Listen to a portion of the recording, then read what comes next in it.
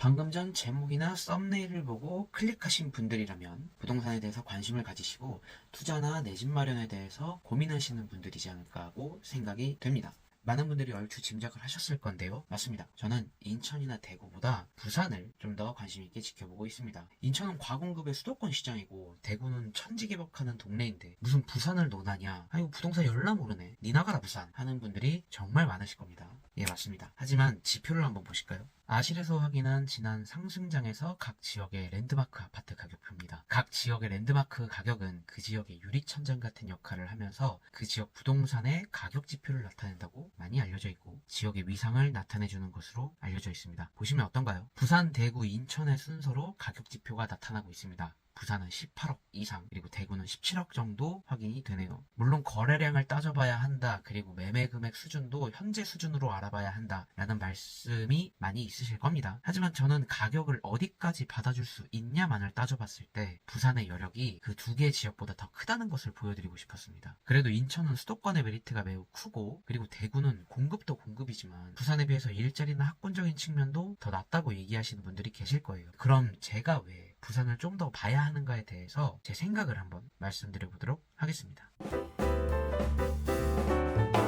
자, 부산은 부산, 경남, 울산, 즉 부울경을 대표하는 지역입니다. 즉 경남 메가권역의 시세를 이끄는 지역이라고 말할 수 있죠. 부산 해운대구의 해운대 자이 1단지, 그리고 경남을 대표하는 창원 성산구의 용호동 용지 아이파크, 그리고 울산 대표인 문수로 아이파크 2차 1단지 아파트입니다. 부산이 먼저 튀어오르는 거 보이시나요? 그리고 그 뒤에 창원과 울산이 비등비등하게 상승 신호를 받습니다. 그에 반해 인천은 수도권으로 포함되어 있는 지역입니다. 보통 수도권 시세는 서울과 수도권 동남권 지역의 경부라인이 먼저 시세가 변한 뒤에 차츰 이제 주변으로 퍼져 나가게 되는데요. 즉 인천은 수도권의 시세를 이끌지 못한다고 말씀을 드릴 수 있을 것 같아요. 보시는 그래프는 서울 송파구의 잠실동 트리지움, 그리고 경기도는 성남시 분당구 정자동의 파크뷰, 그리고 인천은 송도에 있는 더샵 센트럴파크 1차입니다. 가격 상승의 순서가 점차적으로 확대가 되죠. 인천은 서울이 오르고 3, 4년 뒤에 오르게 됩니다. 분당이 오르고 난 뒤에는 2, 3년 뒤에 오르는 거 보이시나요? 지역 리딩이 뭐 중요하냐고 물어보실 텐데요. 지역을 리딩하는 것의 좋은 점은 첫째로 갈아타기 용이하다는 장점이 있습니다. 먼저 가격이 오르면 선제 대응을 할 수가 있겠죠. 매도해서 적은 평형이라도 조금 더 상위 입지로 이동을 할 수가 있고요. 아니면 내가 살고 있는 곳을 전세를 주고 그 금액으로 다른 곳에 투자를 이어나갈 수가 있습니다. 그리고 두 번째로는 조급함 때문에 이런 무지성 매도를 하지 않는다는 것이 있습니다. 만약에 늦게 가격이 오르게 되면은 내 투자가 잘못된 건가 하는 생각에 지금 거주하시는 곳을 싸게 내놓고 무리하게 좀 더 좋은 곳으로 추격 매수를 할 수 있을 가능성이 높습니다. 저도 주변에서 많이 봤고요. 이런 점을 고려했을 때 지역을 리딩하는 곳이 상대적으로 우선 고려해야 하는 대상이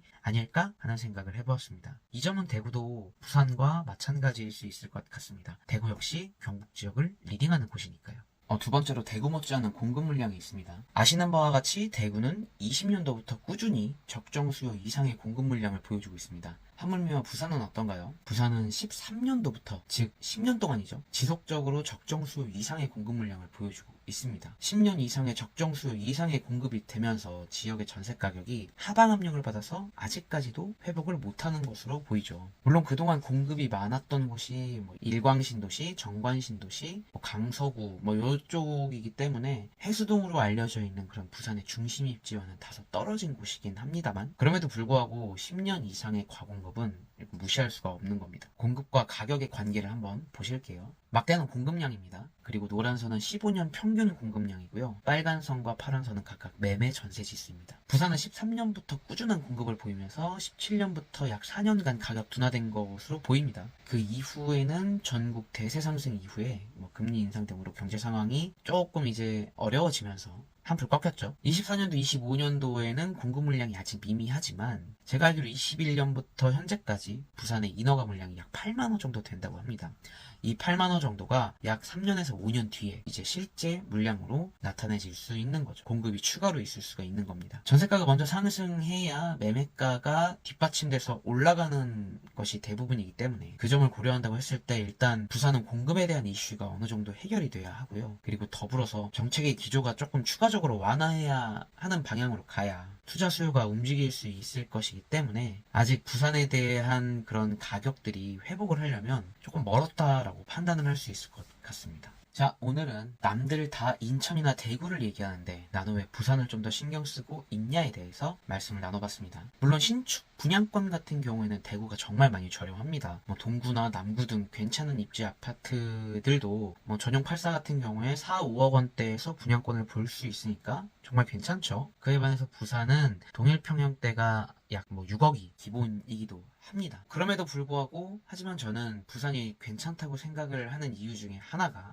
부산의 동해선이 작년부터 이제 실제로 운행이 되고 있는데 이것이 현재는 울산의 태화강역까지 개통이 되어 있지만 향후에 이 동해선이 창원까지 연결이 된다면 부울경의 메가시티를 이 지하철이 관통하면서 그런 부산에서 아쉬웠던 일자리 수요를 창원과 울산에서 나눠 가질 수 있기 때문에 이것은 결국 추후에 부산의 일자리 공급이 어느 정도 해소가 되지 않을까라고 생각이 들고요. 때문에 부산은 입지 좋은 곳의 구축이어도 수도권과 맞먹을 정도로 매우 중요한 투자처로 봐도 괜찮다고 생각이 됩니다. 그래서 공급이 부족할 때 이 지역의 전세가들이 움직이면서 좀 괜찮은 조건의 투자 물건을 충분히 찾아볼 수 있지 않을까 하는 생각이 번뜩 들었기 때문에 저는 그때를 기다려보면서 부산을 계속적으로 관찰하고 시세를 체크해 나가보려고 합니다. 앞으로도 부산의 시세가 변경이 되거나 할 때 이 채널을 통해서 공유를 해볼 수 있도록 하겠습니다. 그럼 영상 시청해주셔서 매우 감사하고요. 영상이 도움이 되셨다면 구독과 좋아요 부탁드리겠습니다. 엄청난 힘이 됩니다. 그럼 오늘도 행동하는 하루, 실천하는 하루 보내시길 바라겠습니다. 감사합니다.